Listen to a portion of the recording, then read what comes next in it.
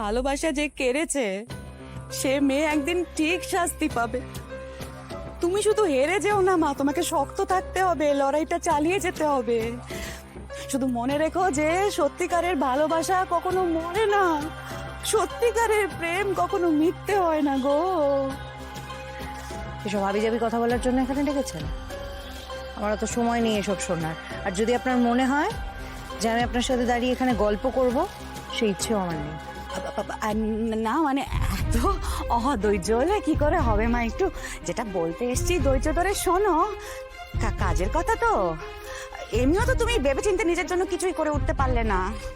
ঠিকই তো, মানে শুভকে বিয়ে করবার জন্য তুমি যদি অত তাড়াহুড়ো না করতে, একটু অপেক্ষা করে ফুল প্ল্যান করতে, তাহলে তোমার আজকের এই দিনটা দেখতেই হতো না। আমার কাটা গায়ে নুনের ছিটে দেওয়ার জন্য এখানে ডেকেছেন তো?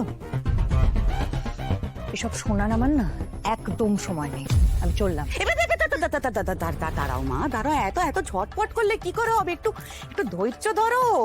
আরে বাবা দেখো, আমি তো তোমার গুরুজন না, আমি একটা কাজের কথা বলতে এসেছি। আমি তো আরে কি বলতে চাইছেন কাকিমা, একটু ঝেড়ে কাশুন তো।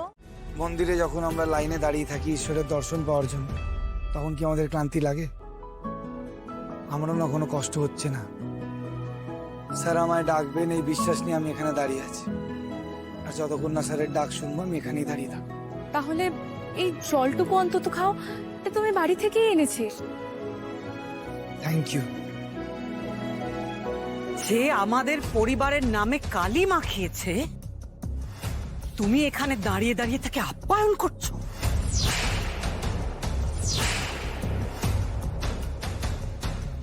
তো সাহস তোমার কি করে হলো? যাকে আমরা ঘাট ধাক্কা দিয়ে বাড়ি থেকে বের করে দিয়েছি, তুমি তাকে আপ্যায়ন করছো? এই বেহায়া ছেলেটার জন্য তোমার দরদ উতলে উঠছে, তাই না? ম্যাডাম, আমি তো শুধু শাট আপ! কি ভেবেছো কি তুমি? নিজের লিমিট ক্রস করো না। তোমার মালিকরা যাকে বাড়িতে ঢুকতে দিচ্ছে না, তুমি তাকে সম্মান দেখাতে এসেছো এখানে?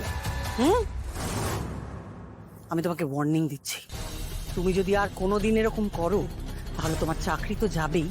এই ছেলেটাকে যেমন ঘাট ধাক্কা দিয়ে বাড়ি থেকে বের করে দেওয়া হয়েছিল, তোমাকেও ঠিক তাই করা হবে।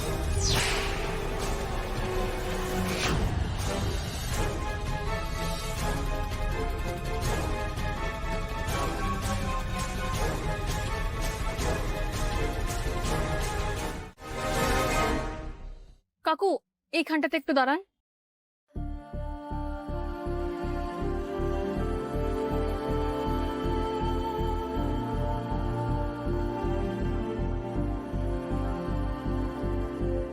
এটা আপনার বাড়ি ম্যাডাম?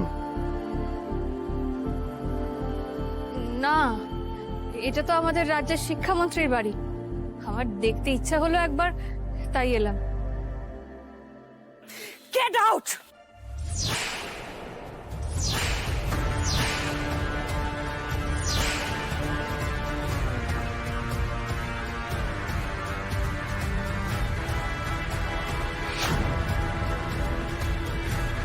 যাও, বেরিয়ে যাও, যাও।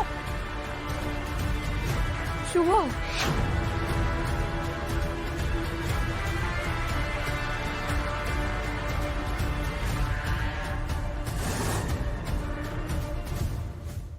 বীরু তো নিজে মুখে তোমাকে বাড়ি থেকে বের হয়ে যেতে বলেছিল, তারপরে তুমি এত নির্লজ্জ যে এখানে আবার ফিরে এসছো।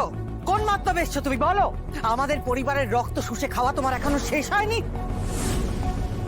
মন্ত্রীমশাই শুভকে বাড়িতে ঢুকতে দেননি? শুভ তাহলে আমাকে মিথ্যে কথা বলেছে? স্যার আমার সঙ্গে খুব ভালোভাবেই কথা বলেছেন। আমি বাড়ির কাছে যেতেই উনি নিজে এসে না আমাকে হাত ধরে বাড়ির ভেতরে নিয়ে গেছেন। আচ্ছা, বাবা তোমাকে বাড়িতে ঢুকতে দিয়েছিল তো? হ্যাঁ, কাজে রেখেছেন, কিন্তু আগের মতন আর কথা বলছেন না। রোজ সকালে শুভ রেডি হয়ে কাজে আসে, যাতে আমাদের কারো সন্দেহ না হয়। আমাদের দুশ্চিন্তা দেবে না বলে রোজ সকাল থেকে সন্ধ্যে অব্দি অপমান হজম করছো, এইভাবে ঘাত ধাক্কা খাচ্ছে। বীরুকে যা এক্সপ্লয়েট করার তুমি তো করেই ফেলেছো। আমাদের চক্রবর্তী পরিবারের মান সম্মান সমস্ত ধুলোয় মিশিয়েছো, তুমি সাকসেসফুল হয়েছো। কিন্তু এবার সত্যি সত্যি তোমার গায়ে মানুষের চামড়া যদি থেকে থাকে, তাহলে শুভ তুমি এক সেকেন্ড এখানে আর থাকবে না। বীরুর কথা অমান্য করবে না তুমি, আর তুমি তোমার এই জঘন্য শয়তানের মতো মুখটা নিয়ে বেরিয়ে যাও এখান থেকে।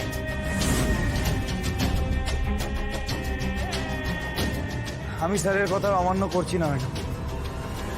স্যার আমাকে বাড়ির ভেতরে ঢুকতে বারণ করেছে, কিন্তু একবারও বাড়ির বাইরে দাঁড়িয়ে থাকতে বারণ করেন। তাই আমি বাড়ির বাইরে দাঁড়িয়ে আছি, আর তাই থাকবো।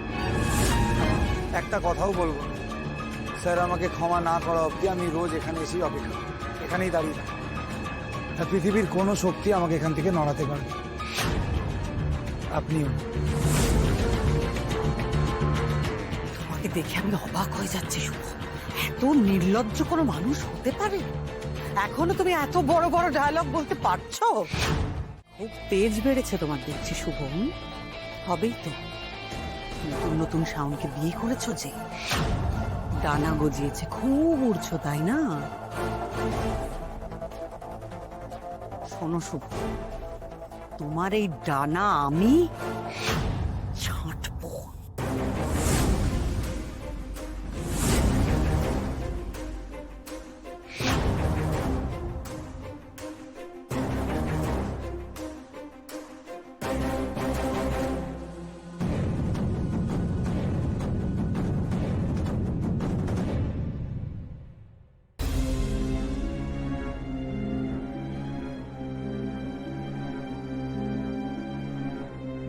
আজকে আমার ভুলের জন্য পিসিমণির মতো একজন ক্রিমিনাল শুভর মতো ভালো মানুষকে ক্রিমিনাল বলার সাহস পাচ্ছে।